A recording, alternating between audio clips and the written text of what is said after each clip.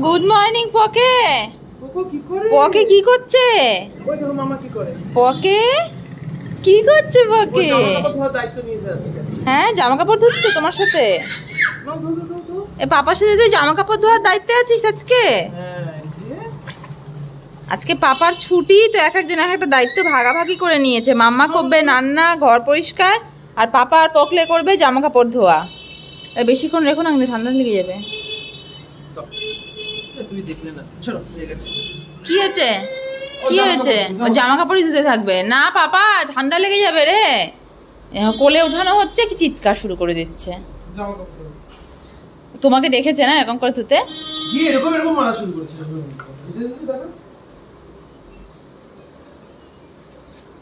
বাবা,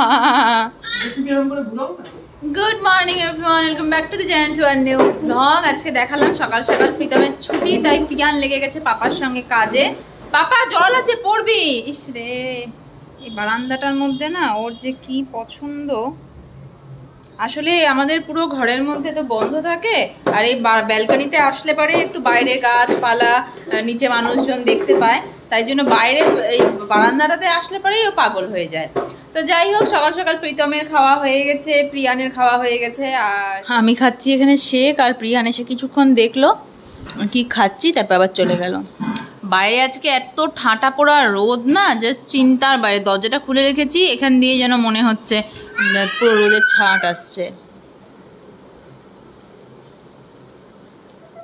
প্রীতমের ছুটির দিনটা একদিক দিয়ে নিশ্চিন্ত যে অনেকটা টাইম প্রিয়ানকে ধরে, তো ওই জন্য আমার অনেকটা কাজ এগিয়ে থাকে। তো সকাল সকাল ব্রেকফাস্ট সবার কমপ্লিট, আমার স্নান দান করে পুজো কমপ্লিট, প্রিয়ানকে স্নান করানো হয়ে গেছে, ওকে খাইয়ে ঘুম পাড়িয়ে দিয়েছি, প্রীতম গেছে এখন স্নানে। এখন আমি করব রান্না। যে পকোর জন্য সবজি সব আনতে হবে, তো একটা আলু, বিনস, মটরশুঁটি এগুলো দিয়ে করব খিচুড়ি। আর এখানটাতে পেঁয়াজ, রসুন, লঙ্কা, এটা হচ্ছে ডালের জন্য, আর পেঁয়াজ, ক্যাপসিকাম, লঙ্কা, রসুন আর আলু এটা হচ্ছে সোয়াবিনের জন্য। তো এইভাবে আমাদের রান্না। ডাল অলরেডি আমি সেদ্ধ করে রেখে দিয়েছি, তো ভাতটা বসিয়ে এগুলো সবজিগুলো সব কেটে নেব।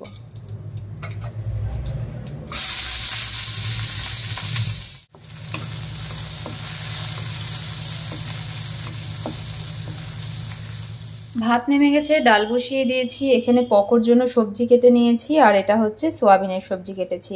ডালটা নামলেই সোয়াবিনটা করব, আর সবার শেষে পকোর সবজিটা বসিয়ে দেবো। সোয়াবিনটাও এখানটাতে ভিজিয়ে রেখেছি, বসিয়ে দেবো ডাল নামলেই সেদ্ধতে।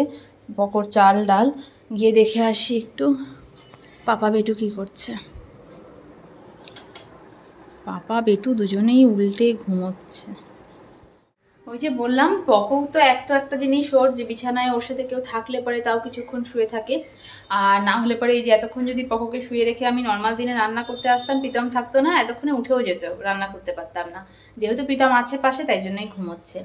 তো প্রীতমও তাই, প্রত্যেক দিন অফিসে যায়, মানে এই ঠাটাপোড়া রোদটার মধ্যে ওই রকম রোদের নিচে দাঁড়িয়ে যা গরম এখানে ডিউটি করে, ওই জন্য যখন সপ্তাহে ছুটিটা পায় তখন আর সত্যি সত্যি পুরো শরীরটাই ওর ছেড়ে দেয়। তাই আমি বললাম যে একটু রেস্ট করো, তখন আমার রান্নাটাও হয়ে যাক, কারণ প্রিয়ান উঠলে পরে আর কোনো রেস্ট করার জায়গা থাকবে না, তখন ওর সাথে খেলতেই হবে। আর পাপাকে যেহেতু ও পায় না, আজকে পেয়েছে, তো আজকে পাপাকে ছাড়বে না। তো যাই হোক, ওদের একটু রেস্ট করতে করতে আমার রান্নাটাও হয়ে যাবে, ততক্ষণ একটু ব্লগটাও এডিট করে নিই। ডাল ভাত দুটোই কমপ্লিট, এখন আগে প্রিয়ানের খাবারটা বসিয়ে দেবো।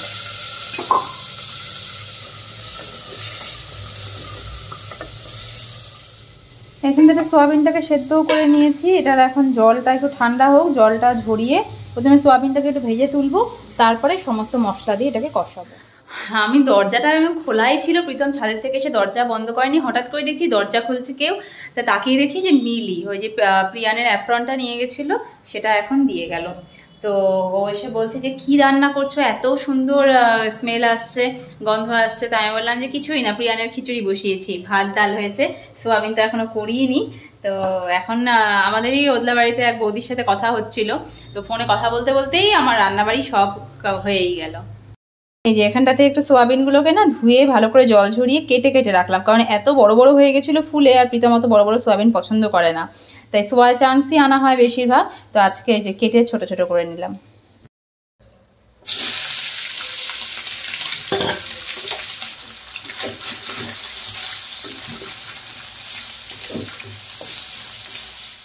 সোয়াবিনটা রান্নার ঝাঁঝে বাবা বেটু দুজনের ঘুম ভেঙে গেল। ও বেটু ভেঙে বাবাকে উঠিয়ে দিয়েছে। বেটু বেটু কেন উঠে তুমি শুরু করে দিয়েছো? ওর উঠে কোনো কাজ নেই, সোজা এসে বাইরে গিয়ে দুষ্টমি করবে। এদিকে আয়, পাপার কাছে আয়, পাপা সারাদিন থাকে না, পাপার কাছে আয়, পাপার কাছে তা।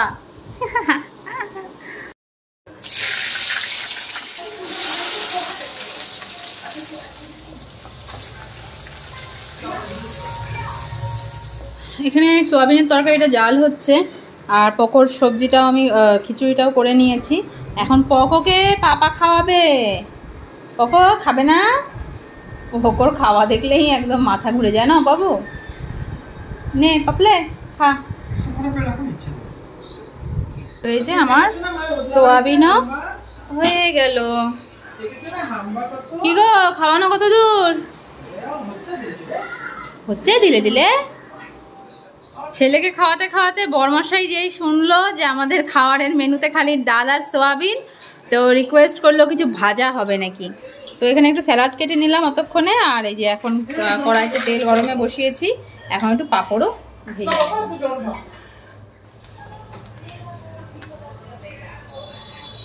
তো আমাদের ভাত একটা থালার মধ্যেই সব নিয়ে নিয়েছি, আর শুধু পাঁপড়টা আলাদা রেখেছি এখানটাতে, না হলে পরে প্রিয়ান এক থাবা মেরে সব নিয়ে নেবে। এই যে এসো, ওকে নিচে রাখো, হাতে নিয়ে খাও। নিচে রেখে খেতে গেলে পরে ও খেতে দেবে না, হাতে নিয়ে খাও না। পকলে নিচে নেমে যাও, পাঁপড় খাচ্ছে পকলে, পকলে পাঁপড় খাচ্ছে, নিচে নেমে খাও।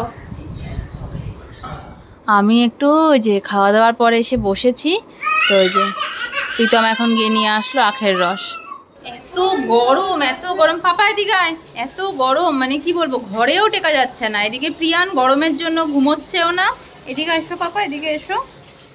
আর এই দাঁড়া, যাবি না, এই ছেলেটাকে নিয়ে না পারা যায় না। আর এদিকে আমরা মানে কতবার যে মানে গরমে ঘেমে ড্রেস চেঞ্জ করতে হচ্ছে তারও কোনো ঠিক ঠিকানা নেই। এই এদিকে এদিকে দুদিনের মধ্যে যেন গরমটা বেশি পড়ে গেল। এবার শুনছি আমাদের শিলিগুড়ি, কলকাতা, ওদলাবাড়ি পর্যন্ত নাকি গরমে অস্থির হয়ে যাচ্ছে সবাই, মানে সব জায়গায়। তো দিল্লিতে তাহলে কত গরম পড়বে তো জানি না, এখনো তো মানে গরমের টাইম শুরুই হয়নি। একজন কেন কাঁদছে? কারণ ওকে আমি যে বাইরে জলের মধ্যে খেলতে দিচ্ছি না। এখানে প্রীতম একটু জল ফেলেছে, সেই জলটার মধ্যেও যাবে এখন। তো আমরা এখন যাচ্ছি একটু হাঁটাহাঁটি করতে। অনেকদিন হয়ে গেছে আমি বাড়ির থেকে বেরোচ্ছি না, মানে ওই রাজাদার বাড়িতে গেছিলাম ওটা আলাদা, বাট এমনি এই লোকাল মার্কেটটাতে যাই না অনেকদিন হয়ে গেল। তাই এখন প্রীতম, প্রিয়ান আর আমি একটু ফুচকা খেয়ে আসবো। একটু ফুচকা খেয়ে আসবো না বাবা? হ্যাঁ। রাস্তায় বেরোতেই দেখলাম একটা জায়গায় প্রচণ্ড ভিড় বাসনপত্র নিয়ে, তো দুটো কিনলাম। এই যে একটা ছোট কড়াই আর একটা হচ্ছে ফ্রাইং প্যান। সেই আমার পছন্দের দোকানটার থেকে ফুচকা খেলাম, এত ভিড় সবসময় থাকে। তো প্রীতম এখন আমার টাকা দেওয়ার জন্য দাঁড়িয়ে আছে। প্রিয়ানকে নিয়ে না কোথাও দাঁড়ানো যায় না। এই যে পোস্টারগুলো আছে, পোস্টারের মধ্যে যে লাগানো আছে কাগজগুলো, ওটার থেকে কাগজ তুলে মুখে লুকিয়ে দিয়েছে, মানে কি বলবো আরো। তো বাজার থেকে জাস্ট আসলাম, কিনেছি কি কি একটু দেখাই। আমি দেখাবো না, প্রিয়ানি দেখাবে। পাপা দেখাও তো মাম্মা কি কিনেছে, দেখাও তো। তো এই যে ওর হাতে যে ফ্রাইং প্যানটা, এটা কিনেছি একটা, আর একটা হচ্ছে এটা দেখাই আমি। ওহো, এটা খুলতে পারছি না। এই যে একটা ছোট কড়াই, এই যে ঢালু টাইপের, কারণ কি আমাদের লুচি ভাজা বা পকোড়া করার জন্য, যেটা আমি আগেও বলেছিলাম ছিল না। পাপা দেখাতো ওটা একটু। হ্যাঁ, এই একটা ফ্রাইং প্যান আর এই একটা কড়াই, এই দুটো কিনে এনেছি 100 টাকায়। ওটনি তো দেখালাম কি কি এনেছি। আর হচ্ছে এখন রান্না হবে কালকের জন্য, সেটা হচ্ছে হলো এই যে পনির রান্না হবে, যাতে কালকে আর রান্না করতে না হয়। আমি প্রিয়ানকে এখন খাওয়াবো। প্রীতম অলরেডি বিছানাটা করে দিচ্ছে, খাইয়েই ওকে ঘুম পাড়িয়ে দেবো।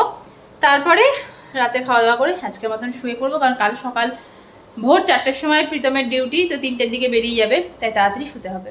এখানে পনির ভেজে রেখেছি কিছুটা, বাকিটা বসিয়েছি কড়াইতে। প্রিয়ানের খাবারটা স্ম্যাশ করে নিয়েছি, এখান থেকে দুটো পনির নিয়ে এটার মধ্যে গুঁড়ো গুঁড়ো করে দেবো, তাহলে ওরও পনিরটা খাওয়া হয়ে যাবে। ততক্ষণ এটা ভাজা হতে থাক।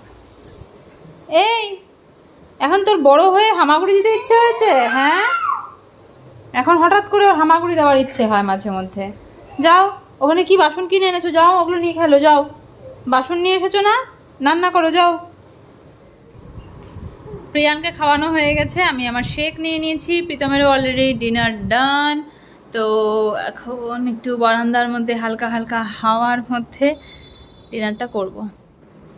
ডিনার কমপ্লিট, প্রিয়ান ঢুকে গেছে এখন ওর মশারির নিচে, আর আমি এখন ওকে ঘুম পাড়াবো। তারপরে আই আই আই আর না যাও যাও ওদিকে যাও যাও, আর বেরোবে না, মশা ঢুকে গেলে তো হয়ে গেল, কথা শেষ। চল চল আমিও ঢুকবো, চল চল এখন ওকে আমি ঘুম পাড়াই। তো যাই হোক, ছেলে প্রচন্ড দুষ্টুমি করে যাচ্ছে, সমস্ত মশারি খুলে খুলে তুলে দিচ্ছে যাতে মশা ঢোকে, তারপরে আমরা কেউ ঘুমোতে না পারি। হ্যাঁ তাই না বাবা?